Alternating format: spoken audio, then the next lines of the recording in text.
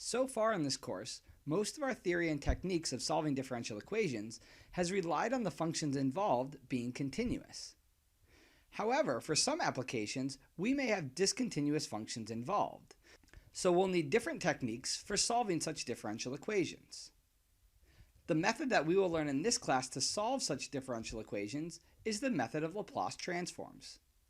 Before we define what a Laplace transform is, I want to remind us all that integrals have a smoothing effect on functions. For example, when we differentiate the continuous function y equals the absolute value of x, we get a discontinuous function that's -1 before 0 and 1 after 0. However, if we were to work in reverse, integrating y prime here would smooth out that discontinuity. This smoothing feature of integration will be at the core of why we define a Laplace transform as we do.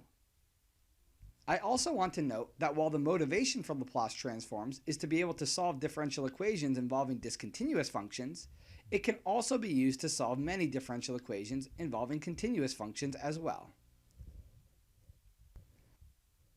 Before learning how to solve differential equations using Laplace transforms, we first need to define it, as well as bring in some notation. The way that we write a Laplace transform, L of f of t, is as some function f of s, which is defined as the Laplace transform of f of t is the integral from 0 to infinity of e to the negative st times f of t dt. Notice here that the Laplace transform is defined using an improper integral. And since this is an improper integral, f of s is only defined for values of s so that the integral converges. Our first theorem relates to this condition. Suppose that f is a piecewise continuous function, and there exist constants k, a, and m such that f of t is bounded by the absolute value of f of t is less than some exponential function k times e to the at once t reaches a certain value t greater than or equal to m. Under this condition, the Laplace transform f of s exists for s greater than a.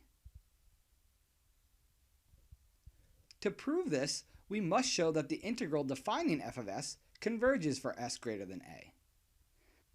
We'll start by looking at the integral defined by the Laplace transform, the integral from 0 to infinity of e to the negative st times f of t dt.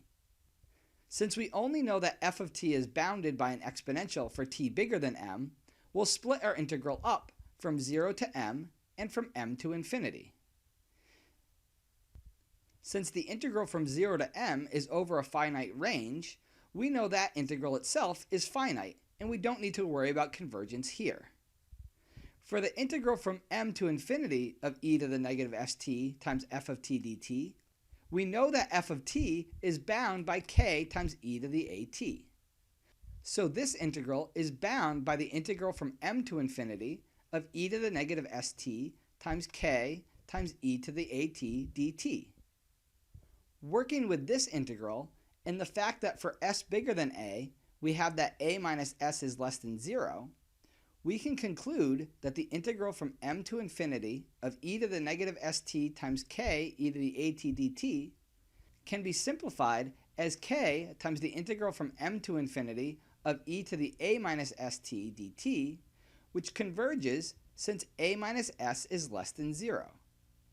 So we can conclude that f of s exists for s minus a, as we set out to prove.